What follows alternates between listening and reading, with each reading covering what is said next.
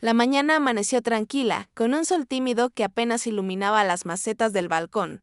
Yo estaba regando las begonias, disfrutando de ese silencio que parece inventado para que una mujer pueda pensar sin interrupciones, cuando escuché los golpes en la puerta. 3 toques secos, suaves, como de alguien que quiere parecer educado pero trae prisa.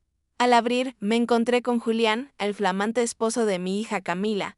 Vestía como siempre, impecable, con un traje gris claro y una corbata que parecía escogida para impresionar a cualquiera. A su lado había un hombre mayor, de rostro inexpresivo, que sostenía un maletín negro con ambas manos. No hacía falta que se presentara. Lo reconocí de inmediato como notario. Doña Elena, dijo Julián, con esa voz llena de cortesía artificial que siempre me sonó hueca, no es nada urgente. Pero queríamos hablar con usted de un asunto importante. Me entregó una carpeta. Bates. Dentro, varias hojas impresas y un bolígrafo metálico ya destapado. No pregunté nada. Simplemente sonreí con la calma que aprendí a usar cuando la gente viene con intenciones disfrazadas. Los invité a pasar a la cocina, la parte más neutra de la casa. Preparé café con canela, el que sé que Julián detesta, y serví 2 tazas. El aroma llenó el aire, pesado, inevitable, como si quisiera acompañar el silencio que yo mantenía.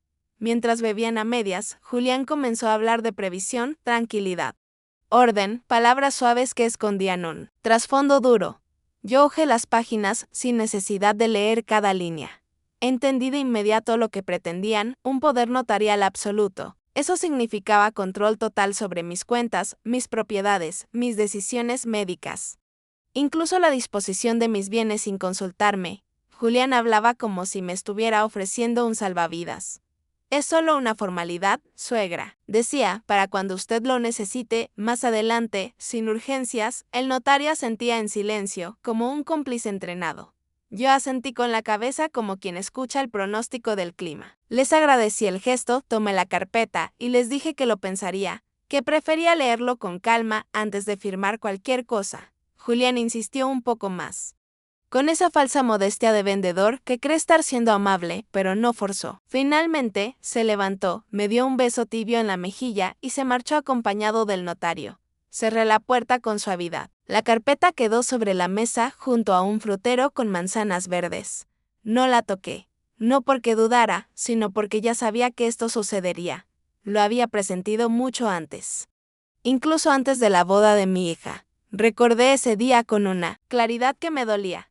Llegué puntual, como siempre, con un vestido azul celeste que mi difunto esposo, Rafael, adoraba. Lo había guardado durante años para una ocasión especial, pensando que la boda de mi hija sería el momento perfecto. En la entrada, una recepcionista me entregó una tarjeta con mi nombre, sin títulos ni menciones. No decía madre de la novia, solo Elena Ortega, como si fuera una invitada cualquiera. Dentro del salón vi a Camila, mi hija, rodeada de jóvenes elegantes, riendo con copas en la mano. Cuando me acerqué, me saludó con una sonrisa mecánica y un beso rápido en la mejilla. Nada de abrazos. Nada de presentaciones. Era como si yo no fuera más que una conocida lejana. Me enviaron a una mesa en el fondo, junto a 3 extraños, que conversaban entre ellos sin incluirme. Nadie mencionó mi nombre en los brindis, nadie me pidió unas palabras. Yo aplaudí, sonreí cuando tocaba, y me sentí invisible en el día que debió significar un lazo eterno entre madre e hija. Aquella herida, pequeña pero profunda, fue mi primera alerta. Supe entonces que algo no estaba bien, que mi lugar en su vida ya no era el que creía. Y esa certeza regresó ahora, mirando la carpeta que Julián había dejado sobre mi mesa. No era ingenuidad lo que me detenía, era preparación. Yo sabía que esta batalla apenas comenzaba y no pensaba entregarme sin resistencia esa noche, después de cerrar con llave. Me senté frente a la carpeta durante largos minutos. El café se había enfriado, la radio permanecía apagada y la casa estaba en silencio. La carpeta, sin embargo, parecía crecer sobre la mesa como si respirara. Al final me levanté, tomé una linterna y bajé al sótano. Las escaleras crujieron bajo mi peso y el aire olía a madera vieja y polvo. Caminé hasta el fondo, detrás del arcón, donde guardo los manteles, y retiré una caja de madera oscura con herrajes dorados. Era la caja que Rafael me había entregado un mes antes de morir, con una advertencia: cuando lo sientas necesario. Nunca la había abierto. Hasta esa noche. Abrí la caja con manos firmes, sin temblor, como si hubiese estado esperando ese momento toda mi vida. La madera tenía un olor añejo, una mezcla de cera vieja y recuerdos dormidos. Dentro encontré carpetas perfectamente organizadas, sobresellados y documentos en hojas gruesas, todo en un orden casi obsesivo. Al fondo descansaba una carta doblada con mi nombre escrito a mano. Reconocí de inmediato la caligrafía de Rafael, mi esposo. Me senté en el suelo del sótano, con la linterna alumbrando el papel. Abrí la carta con cuidado, temiendo que, al desplegarla, él volviera a hablarme. Su letra era firme, sin adornos. Decía que sabía que yo jamás pediría ayuda, pero que había dejado todo preparado para protegerme. Había gestionado cuentas, inversiones y bienes con un abogado de confianza, y el total ascendía a más de $7 millones. Cerré los ojos un momento. No lloré. No hacía falta. Sentí algo distinto, una calma que no era paz, sino certeza. Rafael había pensado en mí, incluso después de marcharse. Me había dejado un escudo invisible contra el mundo, contra cualquiera que intentara usarme. Y, al final de la carta, una advertencia escrita con tinta más oscura. No le digas nada a Camila. Este dinero es para ti, no para que otros lo manejen por ti. El papel tembló en mis manos. No por debilidad, sino por el peso de esas palabras. Camila, mi hija, la misma que en su boda me trató como a una extraña. La misma que ahora estaba casada con un hombre que pretendía adueñarse de todo lo que Rafael me había dejado. Guardé la carta otra vez en la caja, pero esta vez con un gesto solemne, como quien guarda un arma en su funda. Comprendí que el tiempo de la ingenuidad había terminado. Subí del sótano con la caja contra el pecho. La dejé en mi dormitorio, bajo llave. Afuera, la noche seguía tan tranquila como si nada hubiera cambiado, pero para mí el mundo entero había girado. Ahora sabía lo que Julián buscaba. Y sabía también que no tendría lo que deseaba. Al día siguiente, Julián regresó. El notario no lo acompañaba esta vez. Traía consigo otra carpeta, más delgada, y la sonrisa ensayada de siempre. Doña Elena dijo, mientras se acomodaba en la silla de la cocina como si fuera dueño de la casa. Esto no es más que una medida de protección. No se trata de ahora, es solo por si acaso, ya sabe. Colocó el bolígrafo sobre la mesa, sin tapa, apuntando hacia mí. Era un gesto calculado, disfrazado de casualidad. Yo lo observé con la misma sonrisa que usaba cuando trabajaba en el instituto, y debía escuchar excusas de estudiantes insolentes. Una sonrisa que no dice nada, pero lo entiende todo. Claro, Julián, respondí con voz suave. Me parece prudente, pero prefiero leerlo con calma, sin apuros. Tomé los papeles, los guardé en la carpeta con cuidado y los coloqué a un lado. Él fingió tranquilidad, pero vi sus dedos inquietos jugar con la taza vacía. Permanecimos unos minutos más hablando de banalidades. Después, se levantó, me dio un beso tibio en la mejilla y se marchó. Esa noche no pude dormir. Caminé por la casa en silencio, repasando cada rincón como si buscara huellas de un invasor. Al final me senté en el sillón del salón, con la carpeta de Julián en mis manos. No era solo un intento de control, era un golpe disfrazado de formalidad. Y lo peor era que Camila sabía. Tenía que saber. Ningún hombre llega tan lejos sin el consentimiento de su esposa. Pensar en ello me dolía más que la idea de perder mi dinero. ¿Cómo era posible que mi hija me viera solo como una cuenta bancaria con patas? Al amanecer, tomé una decisión. No iba a enfrentar esto sola. Busqué en mi vieja libreta de contactos un número que no marcaba hacía años. El de Isabel, mi amiga de universidad, exnotaria, mujer de temple y de mirada firme. No habíamos hablado en meses, quizá en años, pero sabía que, si alguien podía ayudarme, era ella. Marqué su número con el pulso frío cuando escuché su voz ronca. Reconocí en su tono la misma fuerza de siempre. Necesito que veas algo, le dije, sin rodeos. Ven a la hora del café, respondió. Colgué y miré de nuevo la carpeta de Julián. Ya no me parecía una amenaza insuperable, sino una pieza más en un tablero que, por primera vez, yo estaba dispuesta a jugar. Me vestí con calma. Tomé la carpeta y salí de casa. El aire de la mañana estaba fresco y mientras caminaba hacia el encuentro con Isabel, sentí dentro de mí una energía nueva. No era rabia ni miedo, era determinación. Por primera vez en mucho tiempo, estaba lista para defender lo que era mío. La cocina aún olía a café amargo cuando recibí la tercera visita de Julián. Esta vez llegó solo, sin notario. Sin excusas legales. Venía con una sonrisa más ensayada que nunca y una carpeta delgada bajo el brazo. Se sentó en la silla, de siempre, cruzó la pierna con soltura y apoyó los codos sobre la mesa como si la casa le perteneciera desde hacía años. Doña Elena empezó, bajando la voz hasta un tono casi confidencial. Esto no es más que una formalidad, algo simbólico. No hay compromisos grandes. Solo queremos que todo quede claro. Por si acaso, colocó los papeles frente a mí y dejó el bolígrafo azul en medio de la mesa, apuntando hacia mis manos. Yo no, los miré. En lugar de eso, le sonreí con calma. Lo entiendo, Julián, dije despacio, pero prefiero leerlo sin apuro. Usted sabe. Una mujer de mi edad necesita tiempo para estas cosas. Él intentó suavizar la insistencia, pero lo noté. Inquieto. Sus dedos tamborileaban sobre la taza vacía. Su mirada iba y venía hacia la carpeta como si temiera que yo me levantara y la arrojara al fuego. Me limité a escuchar. Cada palabra que salía de su boca estaba calculada, protección, tranquilidad, respaldo, palabras limpias, modernas, disfrazadas de cariño. Pero yo no necesitaba diccionarios para entender lo que realmente decía. Poder. Julián quería mi firma porque sabía que, detrás de esas hojas, estaba todo lo que Rafael me había dejado. Y lo más doloroso era la certeza que se escondía detrás de su insistencia. Camila estaba de acuerdo en mi hija, mi única hija, la niña que una vez me escribió cartas con flores dibujadas en los bordes.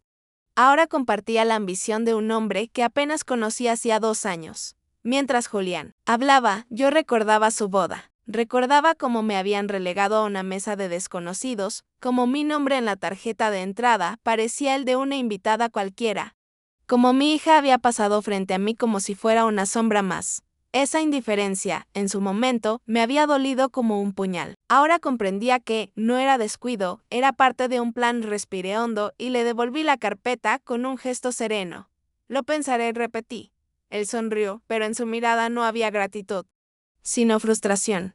Cuando se marchó, me quedé sola en la cocina, con el eco de su perfume caro y la sensación de que cada visita suya era un ensayo, una presión calculada. Esa noche me senté en el salón con la carpeta sobre las rodillas. No la abrí. No hacía falta. Sabía lo que decía, sabía lo que buscaban. Lo que me mantenía despierta no eran las palabras impresas, sino la pregunta que martillaba en mi mente: ¿en qué momento mi hija dejó de verme como madre y comenzó a verme como obstáculo?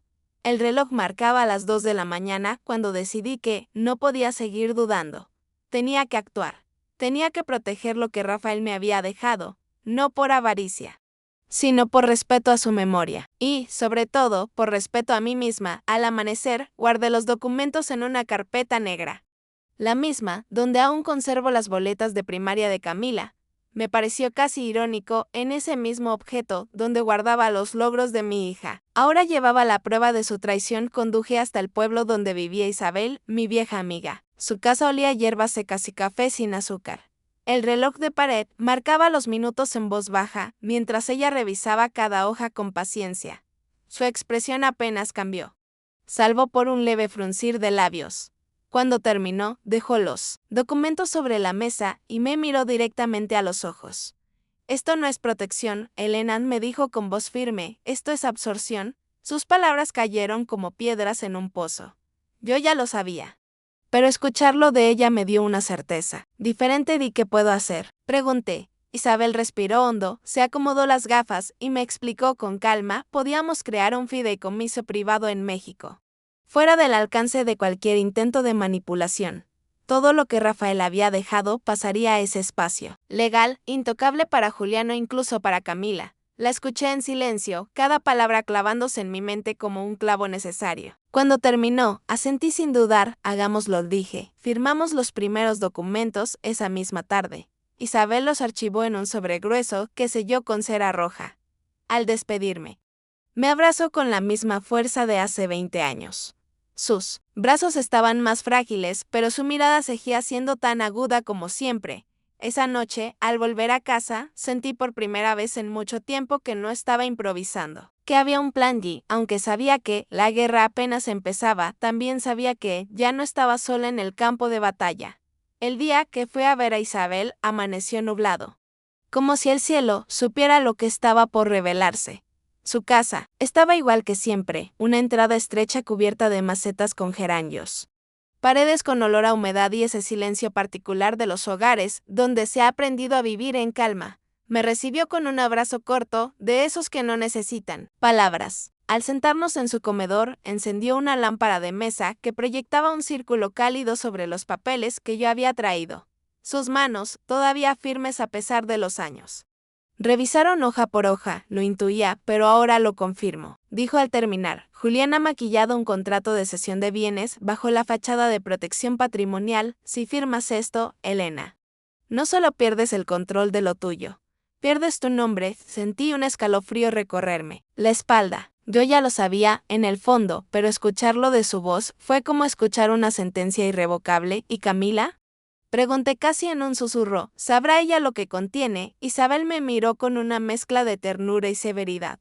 No hay manera de que lo ignore. Estos papeles no se escriben solos. Mi pecho se contrajo como si me hubieran golpeado. Quise defenderla, inventar una excusa, aferrarme a la idea de que mi hija había sido engañada. Pero la evidencia era demasiado clara.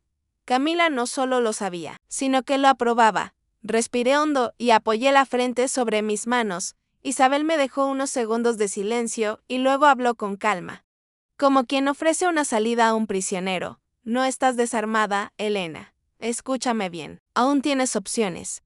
Podemos constituir un fideicomiso. Conozco a la persona indicada para hacerlo rápido y sin fisuras. Si trasladamos allí los bienes, nadie podrá tocarlos sin tu autorización expresa. La miré con ojos húmedos, no de miedo, sino de alivio. Rafael había tenido razón al pedirme que guardara silencio, y ahora Isabel se presentaba como la pieza que me faltaba en el tablero. Hazlo, le dije con firmeza, no me importa el costo. Ella asintió. Sacó de un cajón una carpeta nueva, limpia, con formularios en blanco.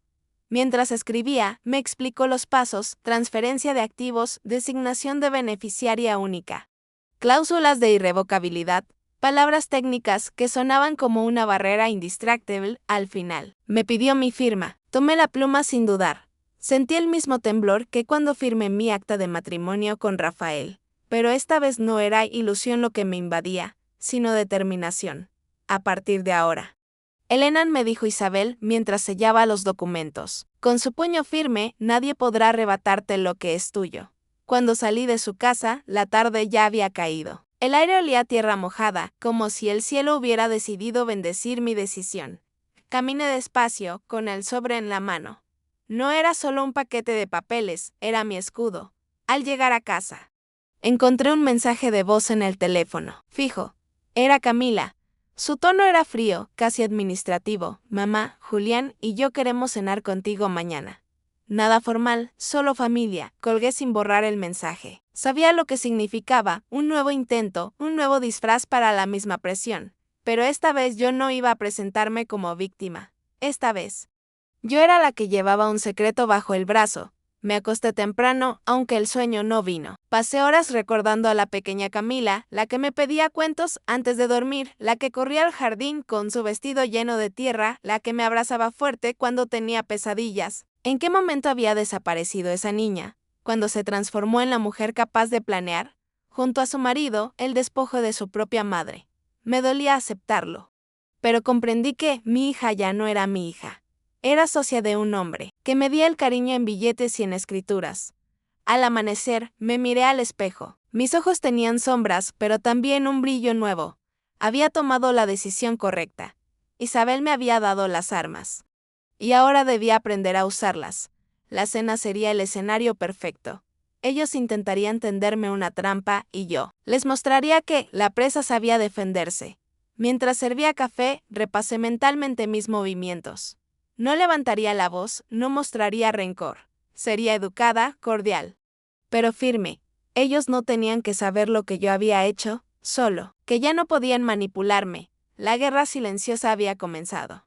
Y, aunque mi corazón estaba herido, mi voluntad estaba más firme que nunca. El día de la cena amaneció claro, pero yo lo sentía pesado, como si el aire mismo estuviera cargado de presagios. Me vestí con calma, sin ostentación. Solo un vestido sencillo de tonos grises y un chal ligero. No buscaba impresionar, buscaba mostrarme serena.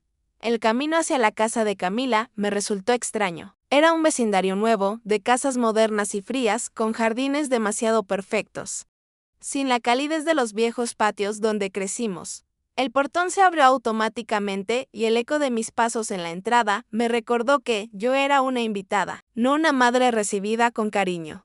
Camila me abrazó apenas, con la cortesía de quien cumple un protocolo. Su perfume era fuerte, distante, nada que me recordara a la niña que solía oler a jabón barato y flores del jardín.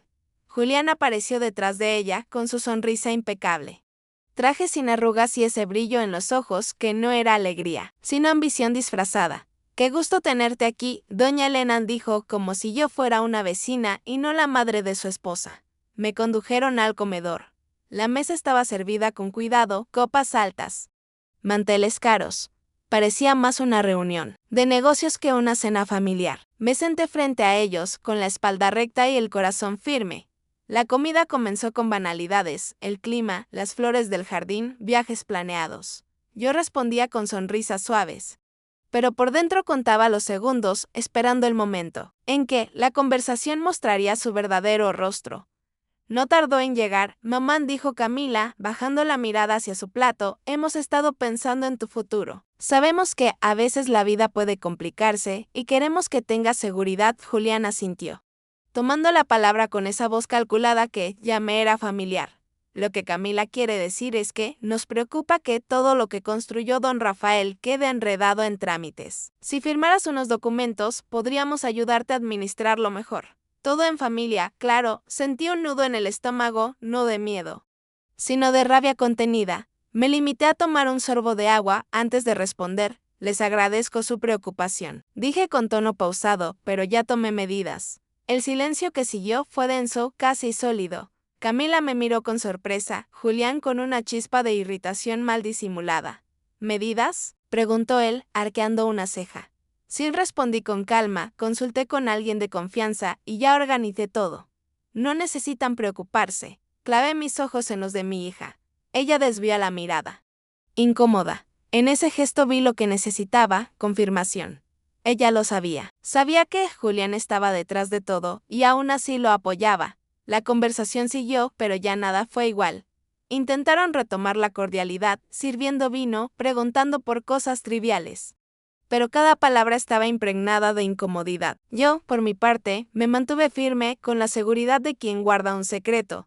En un momento, Julián se inclinó hacia mí, bajando la voz. «Doña Elena, no se lo tome a mal. Solo queremos lo mejor para usted». Le sostuve la mirada y sonreí. «Lo mejor para mí, ya lo decidí yo». La frase cayó como un cuchillo. Camila carraspeó, nerviosa, y se levantó para traer el postre.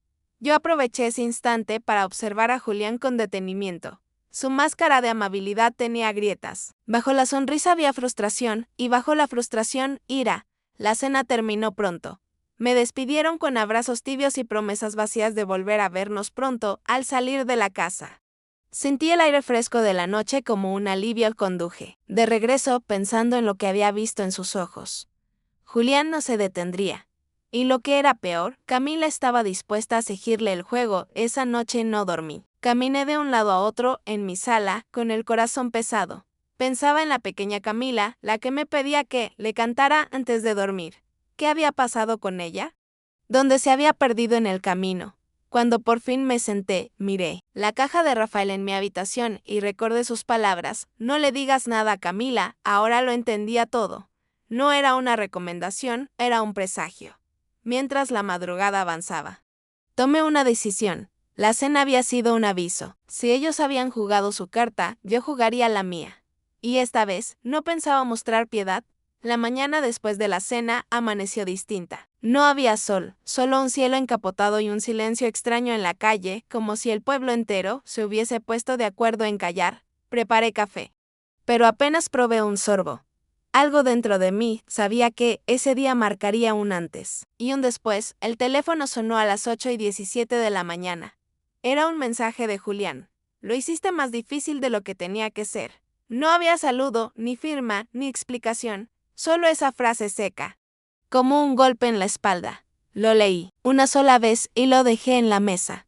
No respondí. Aprendí hace mucho que las serpientes se alimentan del miedo que uno muestra. Sin embargo, no pude negar que la frase me caló hondo. Durante horas sentí un frío extraño en la espalda, como si alguien me observara desde las sombras. A media mañana, el teléfono volvió a sonar. Esta vez era Camila. Su voz sonaba dulce, demasiado dulce, como ensayada. Mamá, lo siento por anoche. Creo que malinterpretaste. Nosotros solo queremos ayudarte. Julián está preocupado, pero todo lo que buscamos es asegurar tu futuro. Me quedé en silencio. Ella hablaba y hablaba, llenando el aire con frases vacías, con un cariño falso que ya no me engañaba. Cuando terminó, colgué sin despedirme, ni una palabra de mi parte. Me quedé mirando el aparato como si fuera un objeto ajeno. Sentí un nudo en el pecho, no de tristeza, sino de aceptación. Esa hija que yo crié, la que me escribió cartas de niña prometiéndome no crecer nunca, ya no existía. Lo confirmé al abrir un cajón donde guardaba recuerdos y encontrar una carta que ella me había escrito a los 12 años. Eres la mejor mamá del mundo, decía con dibujos de flores en los bordes. La sostuve en las manos un rato largo hasta que comprendí la verdad más dolorosa: esa niña se había perdido. Y en su lugar quedaba una mujer que me veía como un obstáculo. De esa tarde, decidí que no podía seguir viviendo bajo la sombra de la amenaza. No se trataba solo de dinero ni de herencias, se trataba de mi dignidad. Comencé a empacar algunas cosas, 2 maletas, una caja de libros y el cuaderno con tapas gastadas, donde a veces escribía. No dejé notas, no avisé a nadie. Al amanecer siguiente, cerré la puerta de la casa grande, sin mirar atrás. Me mudé a una aldea pequeña, al pie de la sierra. La casita era modesta, con paredes encaladas y una cocina estrecha, pero luminosa. Desde la ventana se veía un campo abierto, sin más ruido que el canto de los pájaros. Allí, por primera vez en mucho tiempo, sentí que respiraba. Los primeros días me refugié en la rutina. Iba a la biblioteca del pueblo, pedía libros de jardinería y caminaba por las calles sin prisa. Una tarde, una mujer de cabello blanco me preguntó si era nueva. Se llamaba Yolanda. Ella me presentó después a Begoña, que hacía mermeladas caseras, y a Lourdes, que caminaba con bastón aunque aún no lo necesitaba. Las 3 se reunían cada jueves en el huerto comunitario detrás de la iglesia. Y me invitaron. Allí descubrí una paz inesperada. Plantábamos tomates, lavandas y pensamientos, y luego nos sentábamos bajo una higuera a compartir café en termos y galletas sencillas. Nadie preguntaba por hijos. Nadie hablaba de penas. Solo palabras prácticas, cuándo regar, cómo podar. Y sin embargo, entre surco y surco, entendía que esas mujeres sabían leer en mis silencios. Un jueves cualquiera, Lourdes me dio un puñado de semillas de caléndula. Para que empieces algo tuyo, me dijo, las guardé en el bolsillo como si fueran una promesa. Y esa noche, al plantarlas en la tierra húmeda detrás de la casita, sentí que estaba sembrando no solo flores, sino también un pedazo de mi libertad durante un tiempo. Creí que el silencio sería suficiente, pero me equivoqué. Una mañana, al regresar del huerto con las manos manchadas de tierra, encontré un coche estacionado frente a mi verja. El corazón me dio un vuelco. Reconocí de inmediato la silueta de Julián dentro. No traía traje ni carpetas esta vez, solo un sobre blanco en la mano, apretado contra el muslo. Respiré hondo y me quedé en el umbral, observándolo sin prisa. Había llegado la hora de enfrentar la siguiente jugada. Lo vi bajar del coche con pasos más lentos de lo habitual. Ya no llevaba el porte arrogante ni la sonrisa ensayada que siempre me irritó. Su rostro estaba marcado, como si el tiempo lo hubiera golpeado en pocas semanas. El sobre blanco en su mano parecía pesarle como si fuera un ladrillo. Se sentó en los escalones de la entrada, sin atreverse a tocar el timbre. Yo me quedé un instante en el umbral, con las manos aún manchadas de tierra. No tenía miedo, solo curiosidad por ver qué rostro mostraría ahora.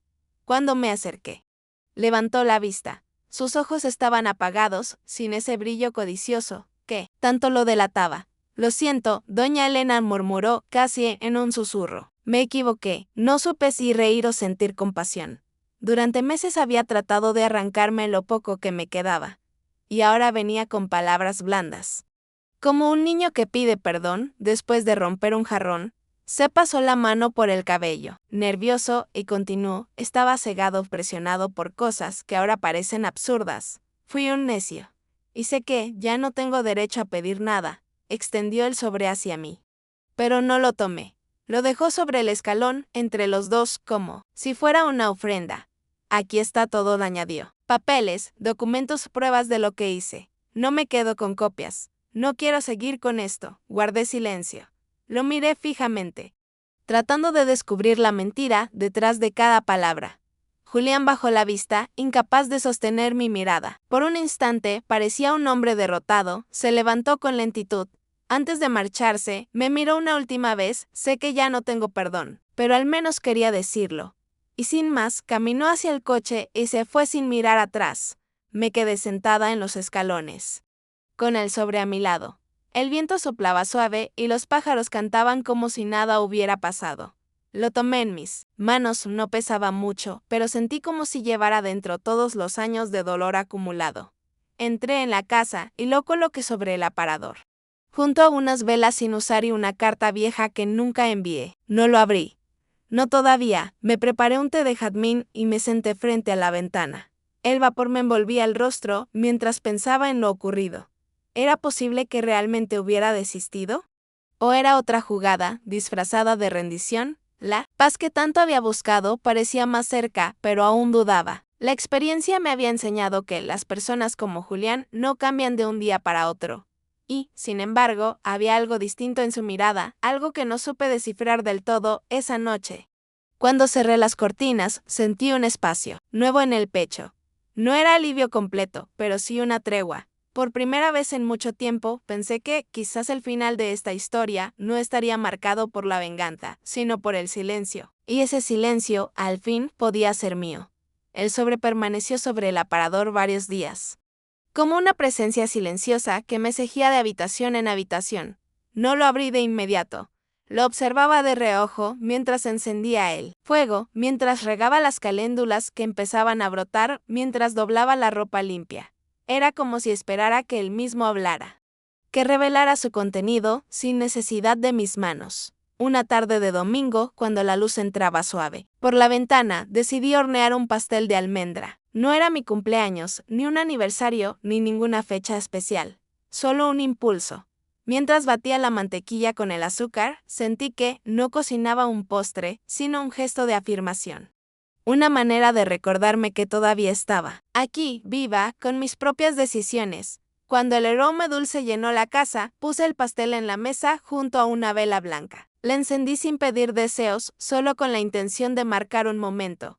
Preparé un té en la taza de cerámica que había comprado en el mercadillo del pueblo y me senté frente a la ventana. Afuera, el cielo comenzaba a oscurecerse y las primeras luces del pueblo parpadeaban a lo lejos.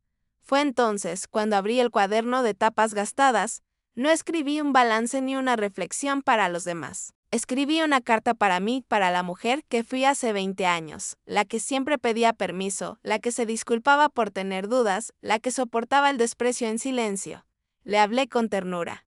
¿Cómo se consuela a una niña asustada? Le dije que ya no tenía que justificarse más, que había hecho lo mejor que pudo, que ahora podía soltar el peso.